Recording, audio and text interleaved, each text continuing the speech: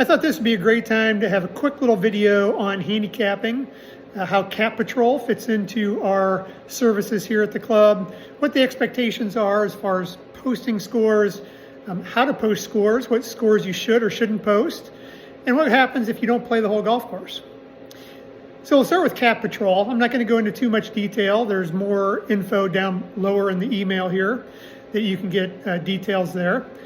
Cap Patrol will be monitoring all of our score posting in the background as well as our event results to just try to help us create the most fair and level playing field we can for all of our tournaments and events here at the club. Beyond that, how to post. Well, you can post your scores via the GIN app. It's very quick and easy. If you don't know how to do it, come in the golf shop. We'll be happy to help you. You can start when you get to the 18th green and have your score posted before you reach the clubhouse. It's that simple. You should post your score the same day. In the last few years, as part of the World Handicap System, the playing conditions calculator is now part of the software system. And what that means is if you play on a day that's significantly more difficult, let's say the wind is very aggressive, the greens are super fast, and just in general the golf course is playing more difficult, the algorithms will catch that by the scores being posted by a multitude of people showing higher scores than normal. The PCC, or playing calculations calculator, takes that into account, adjusts your index or your what we call your differential for that day's score to reflect more difficult, or in some cases easier conditions. So it is very helpful for you to post on the day of play. You should play a minimum of 9 holes. If you only play 5, 6 holes, or you go out there and you're practicing and you're putzing around and it's not what I'm going to call real golf for at least 9 holes, then you do not post a score. If you play at least 9 holes, if you play 9 holes exactly, you can post a 9-hole score. And that goes into something we call expected score.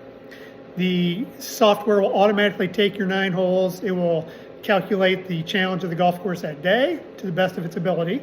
It'll look at your history, your index, what you played like that day, and it will create an 18-hole score on the posting for you.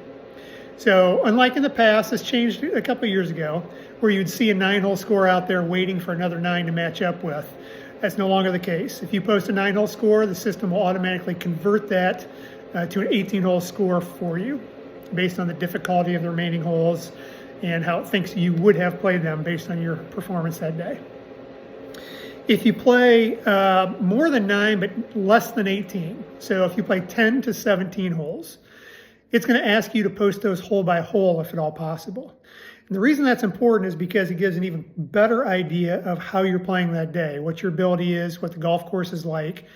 So if you play 13 holes and you post it hole by hole and leave the last 5 open, for instance, it will know, and it will take that, just like it took your 9-hole score, it will take that 13-hole score and create a differential for you for an 18. Now, that's a little bit different if you play 17. Right now, we have, in the past few weeks, we've had 1 hole closed on the North Course each day as they work on it. Well, what you do on that hole, since you are skipping it completely, but you're intending to play it, is you would take par plus any handicap strokes. So what that means is if it's the number 4 handicap hole and you get 14 strokes, well, you would get a stroke on that hole, so you would take a bogey, which would be a net par, as your score for that hole. If you have any questions about any of this, clearly stop in the golf shop or ask. We'll be happy to help. If you play 18 holes, well then, that's pretty simple as it is. You can post that hole by hole if you like, but you don't need to. If you just post that as an 18-hole score, we're good to go. So what happens if you don't finish a hole? This happens very often in golf for various reasons. And the real question is, well, why didn't you finish it? If you didn't finish the hole because you just gave up, okay? I'm lying 9 in the fairway bunker. I got no interest in finishing this hole. I'm going to pick up and go to the next hole. That's fine. What you would do is you would take a net double bogey for that hole on the scorecard. So what that means is if I'm a 9 handicap and that's the 5th handicap hole, that means I get a shot on that hole. So a net double would be a triple bogey. If it's a par 5, I would take an 8 on the card, which with my stroke would make it a 7, and that's a double bogey.